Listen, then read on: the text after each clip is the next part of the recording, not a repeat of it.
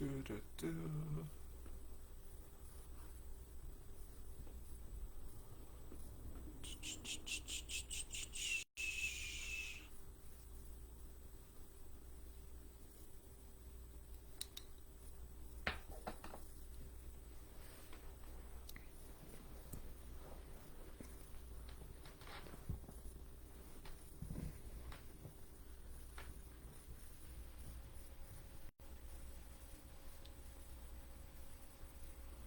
Hi, everybody. Welcome to the live today.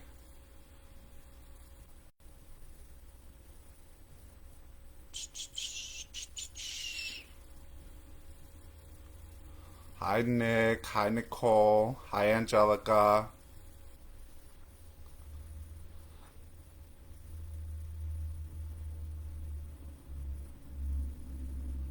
Hi, Selma.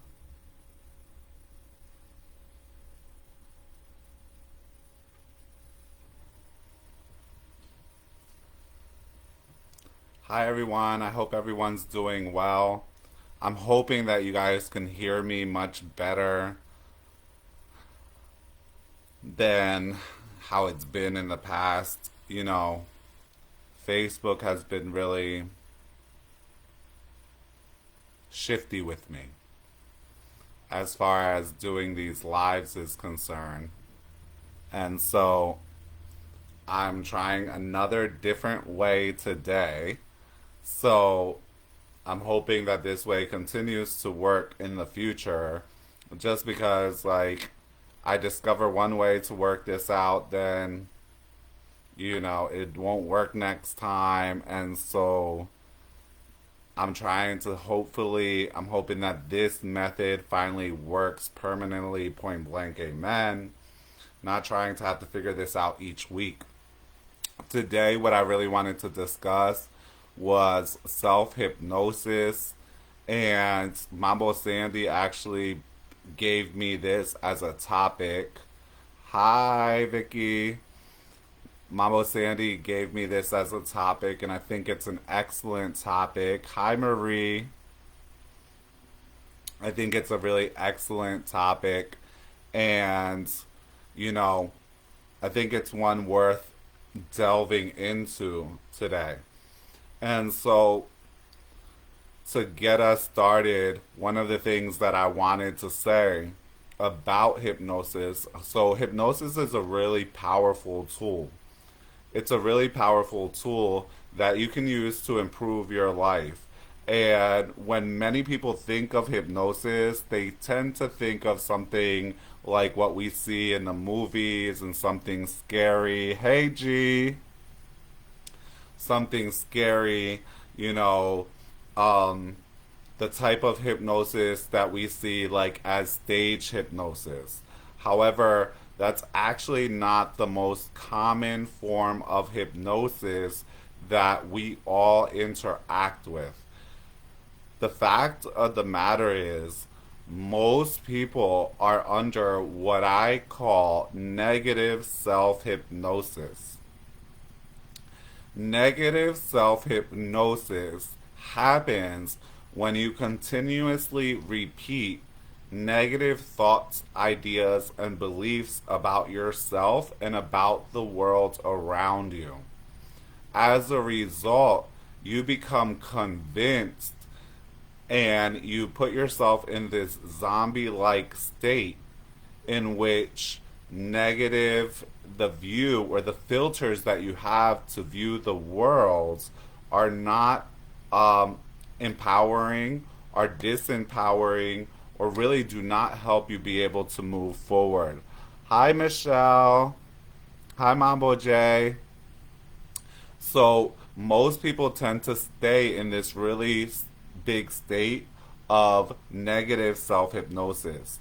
And it's a real problem because hypnosis is all about getting yourself in such a state that you become open to suggestions. And those suggestions can be either positive suggestions or negative suggestions. And so most people are spending a great deal of time in a space where they're continuously suggesting to themselves negativity. Hi Lavetta, hi Gabriella, nice to have you here with us.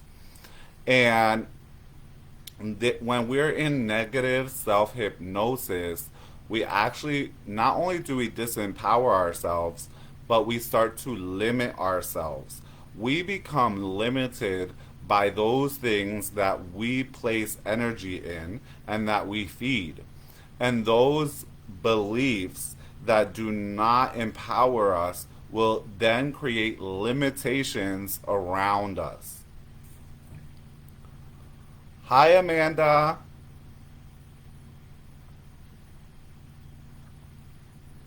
A lot of times when people are speaking of hypnosis, they're speaking of it in the way that we would like to hear about it. Good evening, Roxanne. Hi, Luis. Right? People, we often hear of hypnosis, like hypnosis to help you quit smoking or for weight management, to lose weight. We hear of hypnosis often in this positive light. However, what I wanted to bring forward is that there's such a thing as negative self hypnosis, in which we convince ourselves of negative beliefs that we have about ourselves or that we have about the world. This starts to create blockages and barriers, and often brings about this feeling that a lot I talk with a lot of people about being stuck. Good evening, Roxanne. Of being stuck. Part of that stuckness comes from the limiting beliefs that we play to ourselves over and over and over again. We start to come into this zombie like state in which we accept these beliefs as absolute facts and truths, and then they become things that we feel that we cannot change. Unfortunately, a great deal of the world has not learned or has not been given the tools in order to be able to actually use their mind in such a way that is powerful, empowering, and helps you in life. If you allow,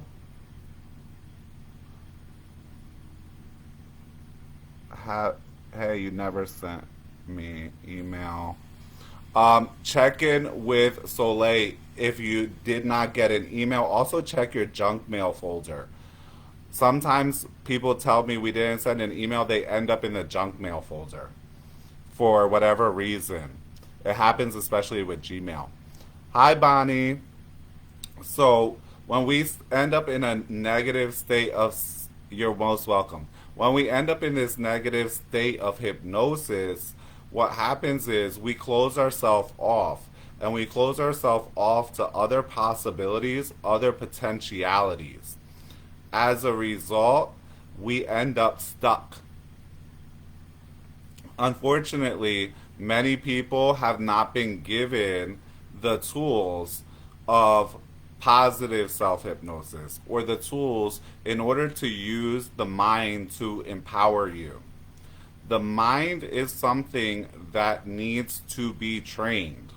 Whether or not you realize it, the world and your life experiences are constantly training your mind. So, whether or not you realize it, your mind is being trained. But when you're not training your mind yourself, you're allowing your mind to be trained by the world and whatever's going on, whatever happens around you, whatever experience you have. Okay? Hi, Astrid. Whatever experience you have. And so, in a way, what happens is when you don't take and control your mind and start to train your mind the way that you want it to be trained, it's going to accept whatever training life throws its way and whatever training other people throw its way. The When we think of, a lot of people have this expectation that happiness, joy, peace, unity, that's just something that's going to happen for you and that's just going to fall in your lap. Unfortunately, that is not the case. That's not the case. Your mind is already trained naturally to fall into a negative state. It's actually the natural state of the mind is to be negative. This is the reason why mental gymnastics often do not work for people in getting themselves better or in an improved state when they're having negative mental experiences. Because the mind is, not only is it natural for it to go into the negative, it's also extremely fearful. So therefore extremely filled with fear and with caution. As a result, your mind is always going to want to present to you the most negative cases or most negative scenarios that you could possibly end up in. In a way, this is your mind trying to protect you by preparing you for potential negativity. However, more often than not, people fall into the trap to assume that the mind knows and that the mind is correct. So you believe what your mind tells you. Someone once told me that people never question their mind.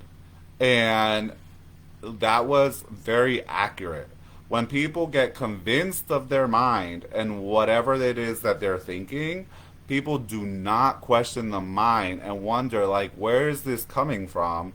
Is it facts? Does it have any leg or room to stand on? Right? Affirmations, yeah. Affirmations will trick the mind as well. That's true. Affirmations are an attempt at positive self hypnosis. The problem with affirmations is that you have to clear the negative hypnosis in order for the positive to really stick.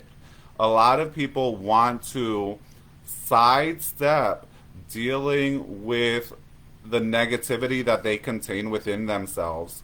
They want to sidestep the issues and emotions that they find difficult to deal with and try to throw a bunch of positivity on things and hope that's going to clear it out. Unfortunately, that does not work. It's the equivalent of spraying perfume on shit. That's what it does. It's the equivalent of spraying perfume on bullcrap. Eventually, the smell of the crap is going to outweigh however much perfume you spray. This is the reason why a lot of people try out affirmations and then give up really shortly after and like, hey, that doesn't work. The reason why is affirmations come from a technique that is actually a spiritual technique that mystics have had for a long time. However, the technique of affirmations is not something that is given to a mystical student within the first 5 months, the first 6 months, the first year of their development. All of that other gunk needs to be cleared out before those affirmations can take root. Otherwise, you're really you're setting yourself up for failure. Okay?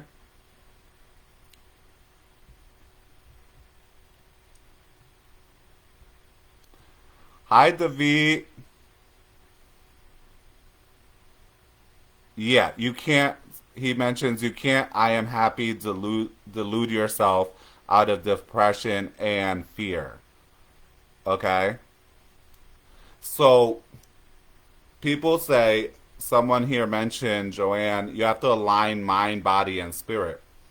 That's true. However, alignment, again, is another step that comes later, which means you need to clear mind, body, and spirit, totally clear, and get yourself on a clean, clear foundation before they can align.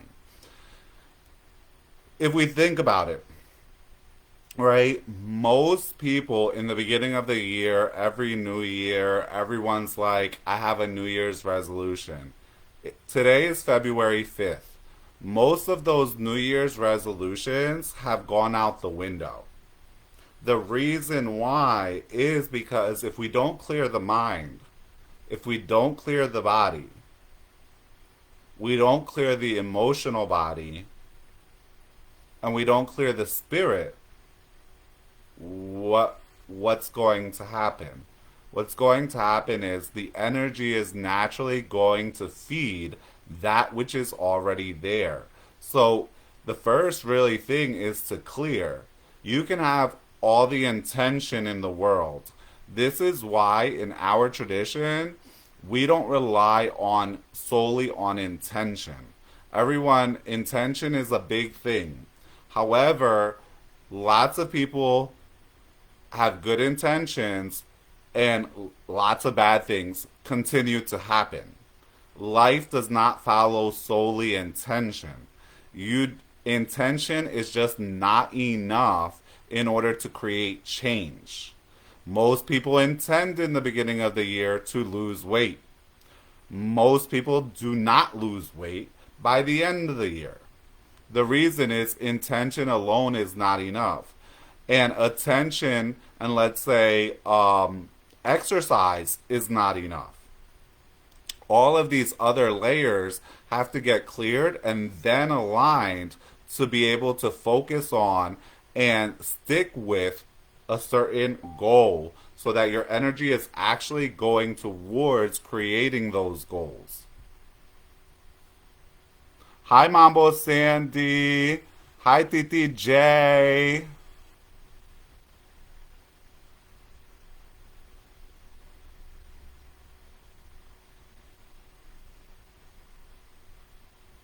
Yeah, I agree, Bonnie. The My grandmother always said the road to hell is paved with good intentions. No. Intention, although intention is powerful, you need to gather your power first in order for your intention to create change. Intention is simply another mental game. It's just one of many. But if you do not have control over your mind, you do not have the alignment in your mind, you do not have alignment with your heart, your gut, and your body and spirit, it's just not enough. We often say in our tradition that intentions are very much like smoke. They can easily dissipate. This happens all the time. You intend to do a certain thing, and then before you know it, you're doing the exact opposite. You intend to lose weight at the beginning of the year, a week or two later, you're eating an entire pie. You're eating an entire cake to yourself. This is part of that process. What happens, unfortunately, especially in modern day versions of spirituality, is that most people like to cherry pick various techniques and various methods that they feel most comfortable with. Generally speaking, that which you feel most comfortable with is that which will help you the least. When you're trying to grow, things have to get uncomfortable. Hi, Frisco. Hi, Sirius. Yeah. Someone mentions here untrained spiritual workers. Untrained spiritual workers, even with the best intentions, can cause great harm to their clients. We've seen this time and time again. A lot of people Oh, there's a lot of people out here doing spiritual work, and they're not bad people. They are good people with good intentions. Intentions are not enough. Okay?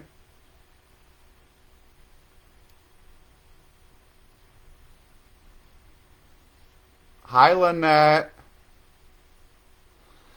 So, intentions are just simply not enough. Intentions are great ideas, but it doesn't create results. Okay? Lots of slaves intended not to be slaves. It took more than just their intention. It took a lot of effort, energy, and aligning their intention with their emotions, getting out of the hypnosis that has been placed upon them that they were slaves, and staying out of that hypnotized state to realize, no, this is not right, this is not who I am, and this is not how I'm going to live. It was those individuals that managed to be able to be in enough alignment to free themselves and get out of there. Okay? Yeah, absolutely. Yeah, exactly. If you find yourself uncomfortable with certain works and certain practices, usually, very often, that's where you're going to find the most growth. You're going to find the most growth oftentimes with those practices or those workings that make you seriously uncomfortable.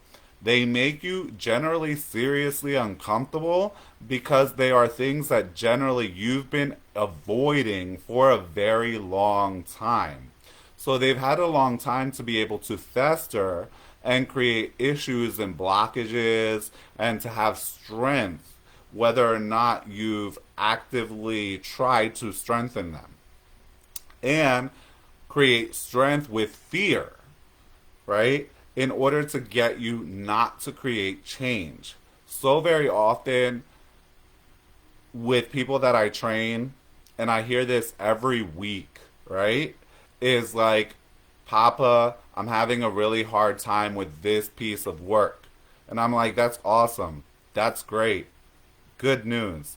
And then a week or two goes by, they work through that piece of work, and they're like, Papa, I feel like I've made so much progress since I did that work. Of course, because usually that's the work that you've been avoiding. Okay?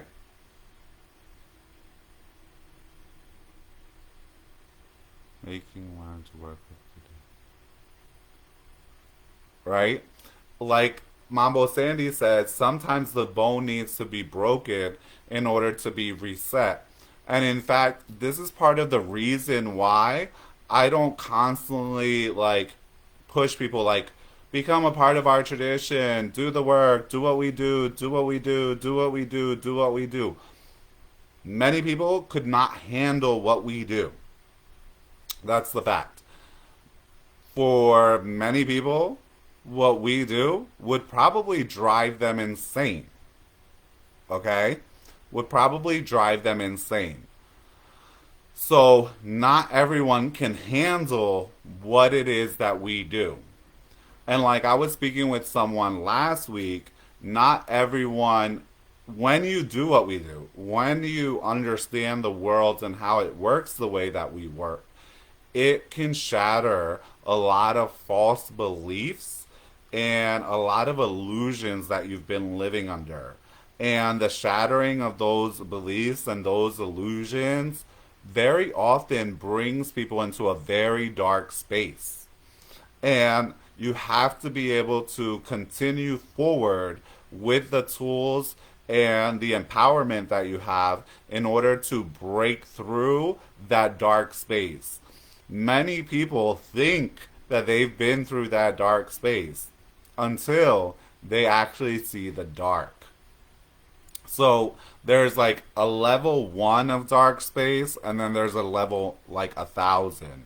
And when you continuously push for your growth, okay, what's going to happen is you're going to be breaking illusion past illusion past illusion past illusion.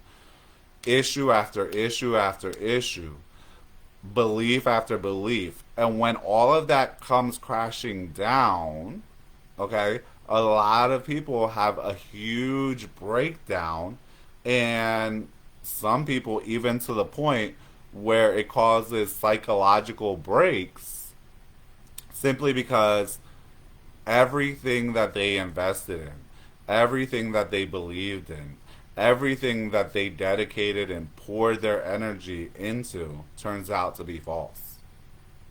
And this can be a really hard truth for people to accept and for people to swallow. And it can cause serious issues with depression. It can cause serious issues unless you have the proper guidance, the proper tools, and the proper mentorship. A lot of people really hate, and I think it's a Western thing because everybody wants to be like, I can do everything by myself, right? There's a great deal of people that hate the fact that they might actually need help and mentorship.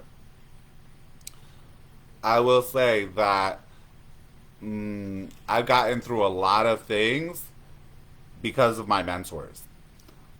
I was able to make a lot of growth because my mentors supported me. Because I had the people who knew what they were doing in order to help me and mentor me. Unfortunately, there's a lot of people in today's spiritual community, especially amongst the ATRs, the ACRs, which are Afro Caribbean traditions, or ACTs, Afro Caribbean traditions, Afro Caribbean religions, that very quickly, or actually never do the foundational work. It comes out all the time, and it shows in the way that they have relationships with their mentees and their students.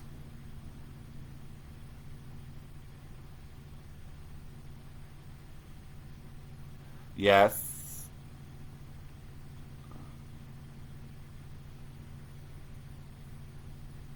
yes, absolutely.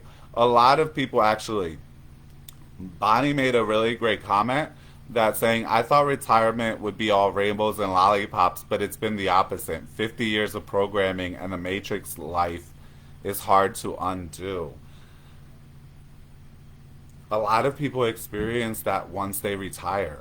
A lot of people, once they retire, they experience that because we are able to distract ourselves so much with work. Work is able to distract us away from dealing with these things. And so once you retire and you don't have to work anymore and you're not at work all the time, you end up with all this free time, which really gives you all this time to really take a deep look at your life. Okay?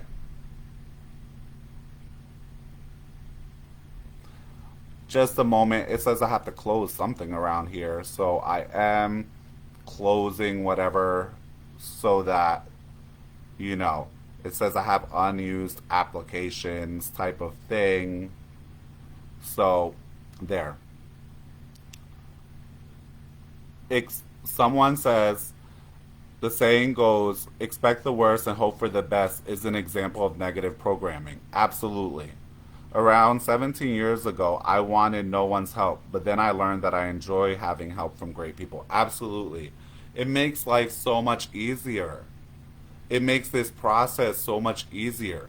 There's no need to reinvent the wheel. There's no need to go out there and figure out how to make a wheel and how to do that all by yourself.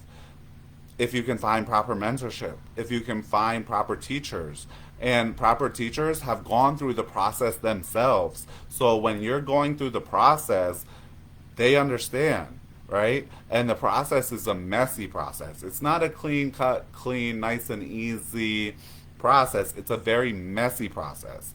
And only someone a mentor who's gone through the process themselves, who's been able to really unravel that process for themselves, is going to be able to help you. The reason why is if they have not gone through that, when you start to get into that messy stage, they start to take things personal. Okay?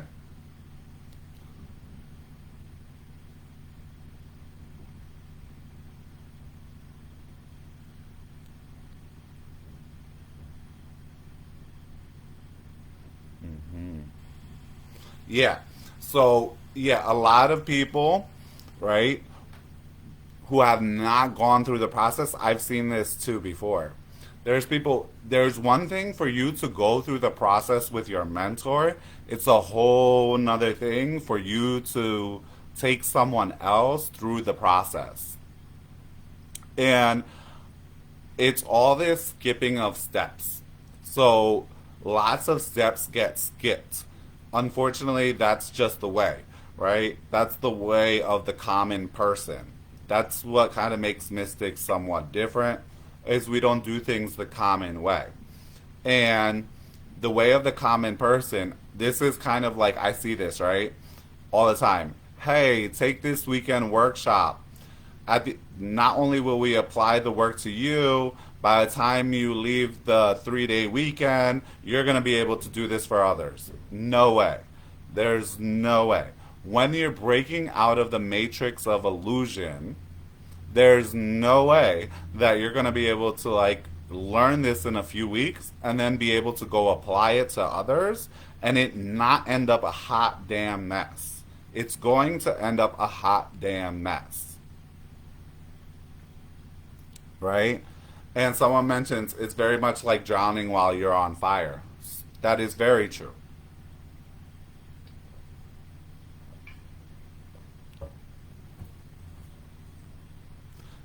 Title and certificate hunting. Yes.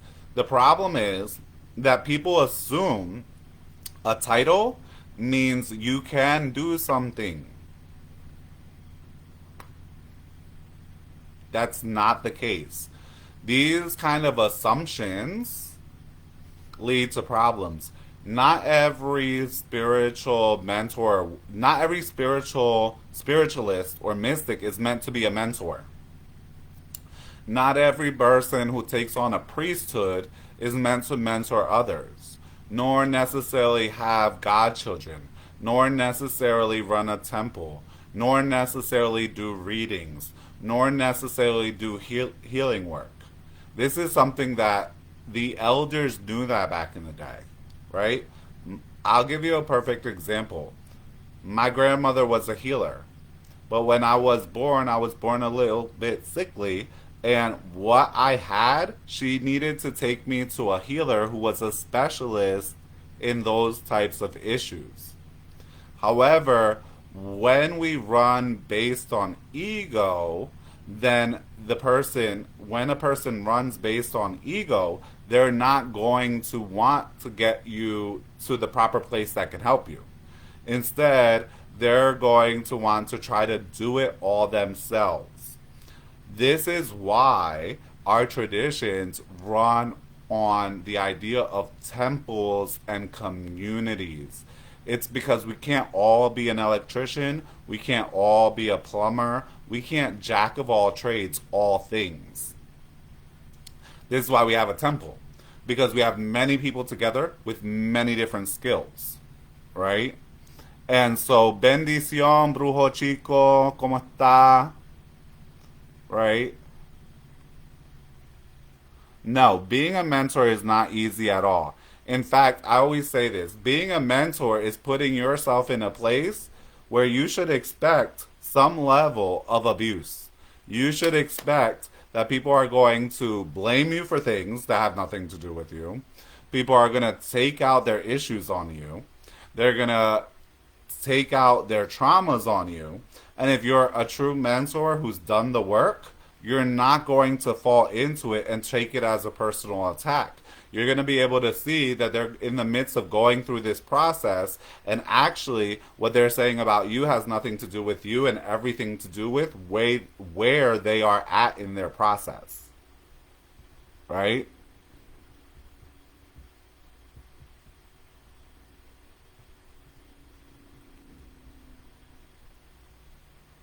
Yes, I just said that. Yeah, transference is very real. Okay? Yeah, that's true. People that you help the most will usually not thank you for it. It's the nature of the human. It's again, it goes back to that ego. And transference is very real. Someone just mentioned what I just said. Becky did, saying it's challenging to teach others. People project their traumas onto you for the teacher and the student. Okay? Yes. When you're a mentor, you're going to have to deal with people's projections. You're going to have to deal with people projecting on you. And if you're clear enough, you're going to see that it's a projection and it's a transference. It has nothing to do with you. And then you're going to be able to have the tools and the knowledge as far as, like, well, what do I got to do to take this person out of this space and move them further along on the path? That's something that takes time. And one of my godchildren always said, and this I think was like one of the best things I ever heard, was that in order to be a good mentor, you have to know how to be, and you have to know and have had the experience of being a good mentee. If you weren't a good mentee, it's going to be hard for you to be a good mentor.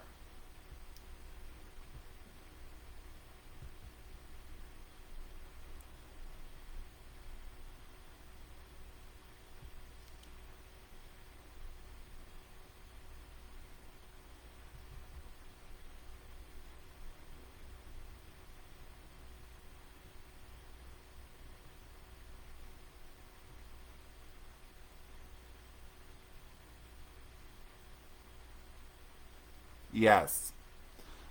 Uh, Someone mentioned, like, I don't mentor like that. I tell them it's for like school from kindergarten to high school to learn to excel. The problem with that is most people, when they come for this type of mentorship, is they think they're already grown. You can't be a grown up acting like a toddler. You can't be a grown up if you blame all of your feelings on other people. That's not what grown ups do. You cannot be a grown up if you cannot take responsibility and accountability for your thoughts, your feelings, and your actions. It's not just taking accountability for your actions, it's also taking accountability for your feelings. A great deal of people, and my spirit taught me this kind of way of seeing things.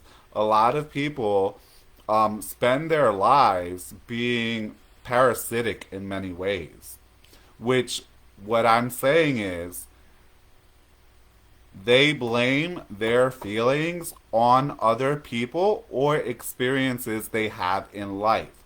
You feel how you feel because that's how you feel. It has nothing to do with blaming anyone. When you blame other people for how you feel, you take the power to control your emotions out of your own hands. Most people spend their life having their mind and emotions controlled by others and by their experiences with others. So and so did this, they made me feel that.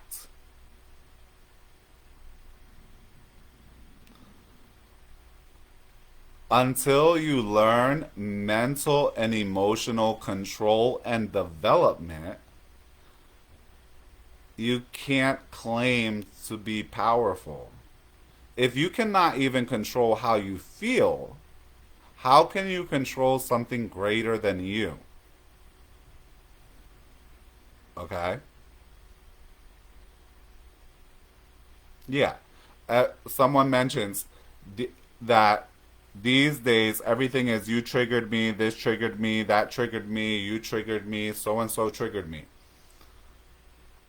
Your triggers are your responsibility.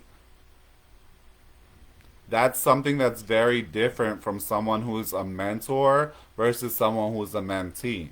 Someone who is a mentor knows that their emotions, their thoughts, their triggers, if that's what you want to call it, are their responsibility. They don't blame, right, their emotions on anyone. You can yell at me all you want. That does not mean that I'm going to be angry.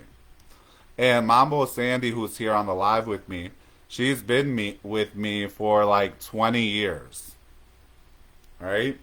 And she always says to me like that a lot of my actions or responses to people often surprise her because, most people, let's say, would have gotten angry. Most people would have been upset. And I'm just like, whatevs. Why? Because you are not in control of how I feel. I'm in control of how I feel. You can do whatever you want. You can say whatever you want, right? Oh, because when people have that transference, and you may have experienced this too, Joanne, when people experience that transference, or people are blaming having mother issues or father issues they're working on, they get hyped, right? And they get upset, right? And so then they like take it out or lash out on whoever's around them, right? The truth is, I control how I feel. You can't control how I feel. You are not my master. I am my master. Okay? So, if you can control how I feel, then I am no master. If you can control how I feel, then I don't know what I'm doing. But here's the thing. You have to learn how to clear yourself, get yourself opened and aligned in order for you to learn to control your feelings. Controlling your feelings is not mental gymnastics. That's part of the problem with many of the modern techniques is that they rely on mental gymnastics. And the mind is already built to look negatively. So you cannot learn control over your emotions with mental gymnastics. Okay?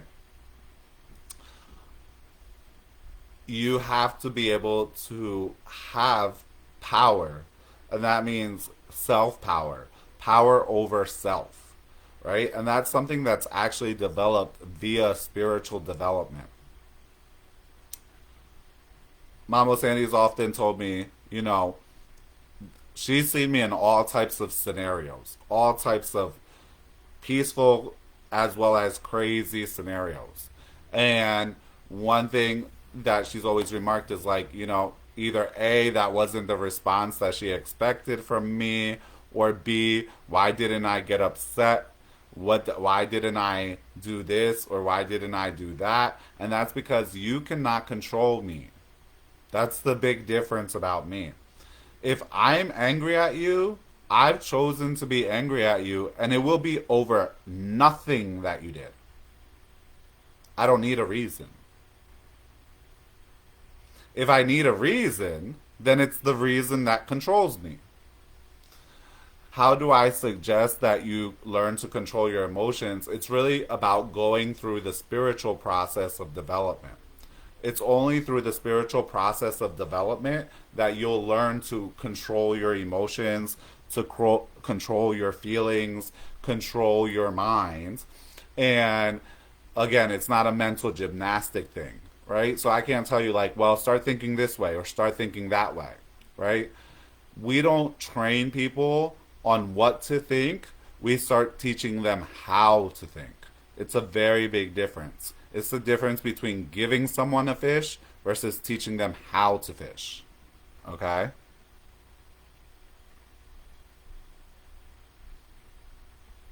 Yeah, it's also experience, right?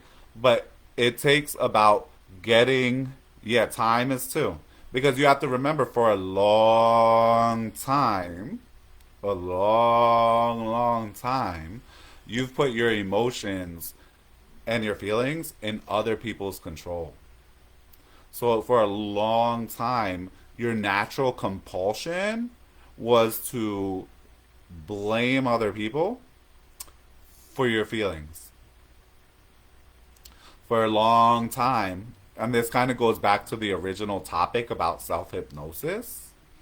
For a long time, you may have hypnotized yourself into believing, right, that you feel the way that you feel because of other people, what they did or what they said. That's not true. You feel the way that you feel because that is a compulsion that you've programmed into your system. When that compulsion goes in auto mode, it becomes automatic. You at that point have no control. It's programmed into your system, just like a computer program, right? When you're able to get rid of all those things, that that comes there comes the point where you actually start to be able to choose how to feel. Choosing how to feel rather than feeling based on what someone said, did, didn't do, looked at you, didn't look at you, etc. The internal dialogue and mental treadmill is exhausting. That internal dialogue and mental treadmill gets erased with the proper spiritual practices and the proper progress.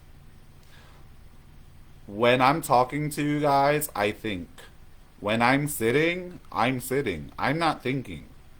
I don't think when I'm not doing anything. When there's no need for me to think. I'm just existing. Right? When I go out into the world and I'm walking around, I don't need to think. Thinking is useless at that point. Right? I only need to think really in order to communicate. And I don't need to communicate with myself. I don't need. Hey, everybody, my grandson just bust in here because he missed me. Anyway, so I don't need to communicate with myself. Think about it really clearly. I want you to like really let this sink in for you. Why do you need to talk to yourself? Why do you need to think to yourself about things? You know what you know. Who are you talking to? You're divided. You're split. Kind of no different than that movie. Split. Who are you talking to? There's no one else in there but you. You don't need to explain yourself to yourself. What you need to explain yourself to yourself already knows. So such internal dialogue is pointless dialogue. It's and such treadmills and running, it's part of the reason why lots of people are really tired and exhausted. Because you're burning up so much energy on wasteless dialogue, it's like a big black hole. It's not going to go anywhere. You're just throwing energy away. Most people are tired because they're constantly throwing away energy. Right? And you can only run so much energy in you. Okay?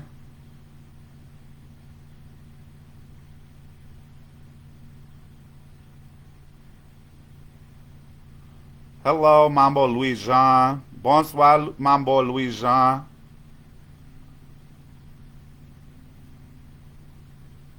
Yeah, people do. People do really try to convince themselves of various beliefs. We often discuss amongst my initiates, my godchildren, my mentees, what is truth, right? If someone has to be convinced of it, if someone can say something opposite or different than you and it's also true, then the truth that you have is not true. It's just the belief, right? Bonsoir, Mambo. Comment est? So, it's just a belief, and it's a belief that may be assisting you or it may be disempowering you. That's why one of the biggest things that we go through in the beginning of spiritual development is the removal of false beliefs, the removal of limitations, the training of the 5 levels of your being.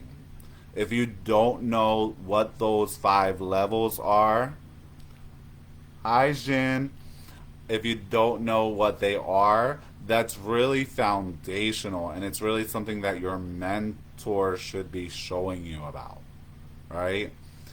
It's really about shifting what all of your energy is feeding. Oh, nan Canada, Sabel. Oh, love you too, darling. Long time no see. Right? It's all about shifting what your energy is feeding. You are a being, but just like anyone else, you only have but so much you can do within a 24-hour period. Only so much energy that can run through you. Only so much energy that you can feed into things, right?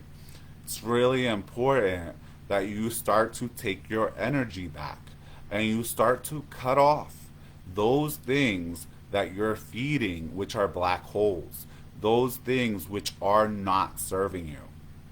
And it is a process. Why? Because we get used to what I call auto mode, zombie mode, automated mode, right? This is kind of leads to the excessive waste of energy. Most people are very, very tired simply because they're wasting all their energy constantly having um, a constant train of pointless, unempowering thoughts. They're constantly emoting. They're having all this emotional turmoil, constantly having a feeling, a feeling, a feeling, a feeling, a feeling.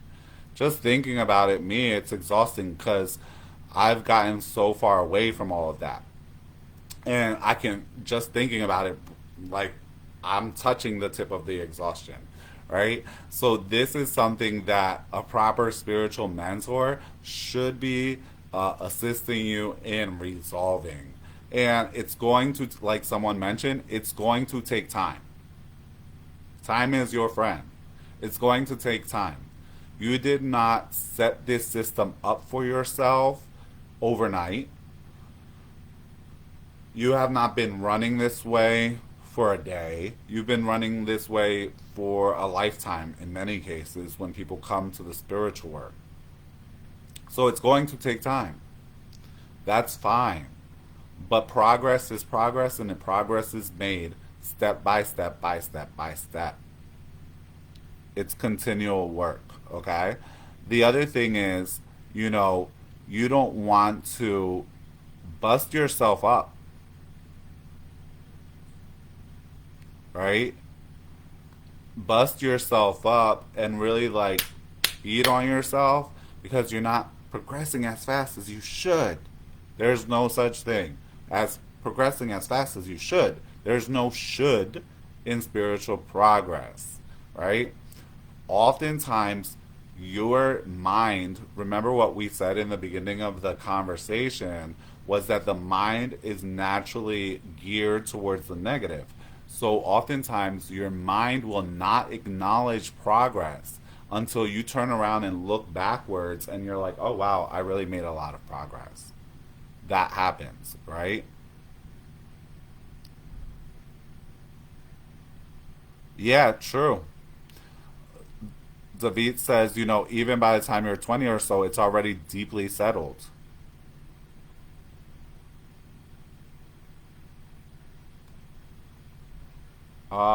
Thank you, Clara. Nice to see you here. Yeah, so it's very unique to every individual. And one thing that I teach all of my students, my mentees, my godchildren, is that the process of spiritual growth is not linear. It's not a straight line just going straight diagonally up. It's something that's more like a roller coaster. Okay? And it could be a hellish roller coaster depending on what you've experienced in life.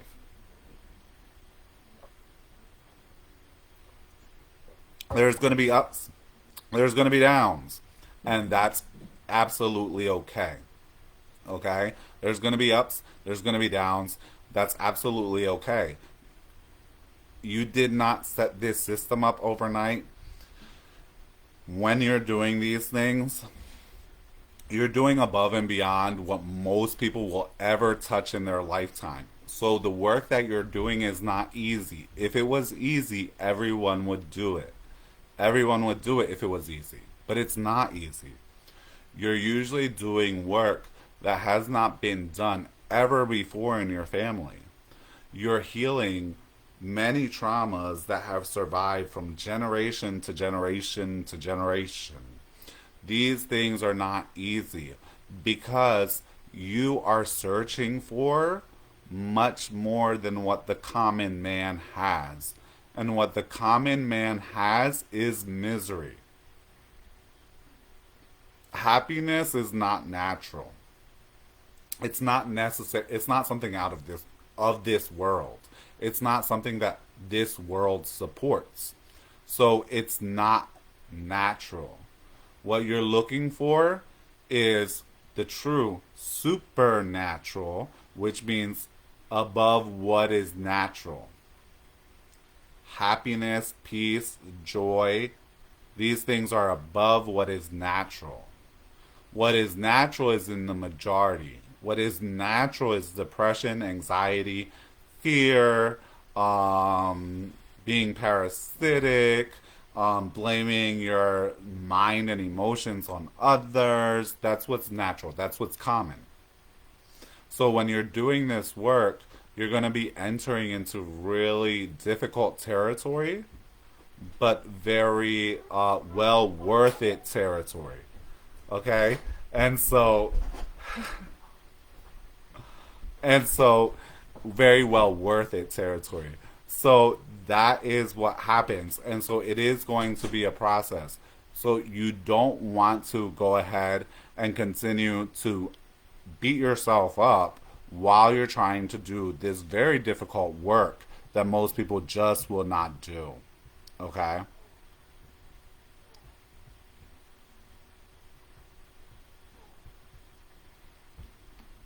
Yeah, it's the ride.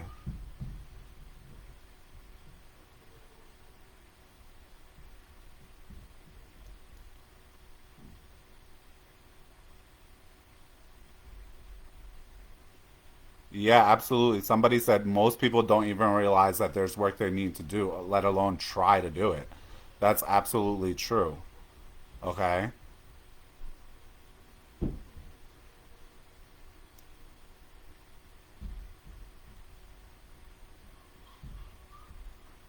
Yeah, most people do spend their time connecting with each other on negativity, on miseries, dramas, traumas, depression, anxiety. That's what most people connect with the most. In fact, if I put out a negative meme, that's going to get the most shares. I've already seen that time and time again. If I put something out there that's very ego based and very negative, I don't need nobody, F yeah. Okay, everyone's gonna share that. Everyone's gonna be like, "Yay, rah rah!" If I put out a meme like "You can do it," everyone's gonna be like, I'll get a share or two, one or two there." Okay, absolutely well worth it.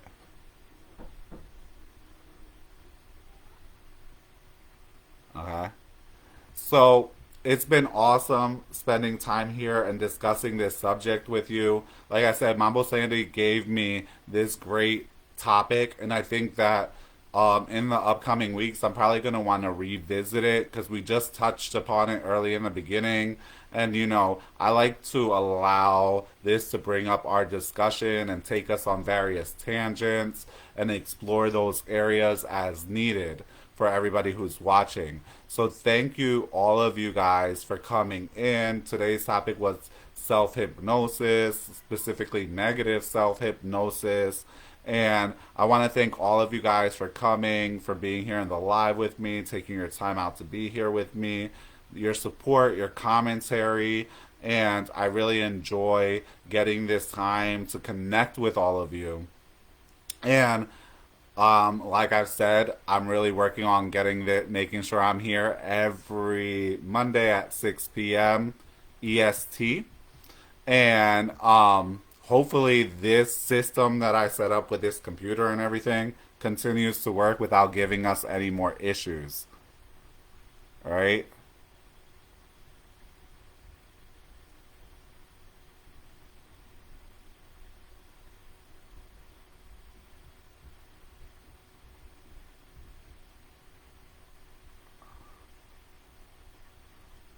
And thank all of you guys. I'm not going to call you out one by one, but it's always good to be here with you guys. And much love. As always, keep the faith. And we'll be speaking again next week, next Monday, 6 p.m. EST. I'll be here. Hopefully, see you there too. Stay blessed.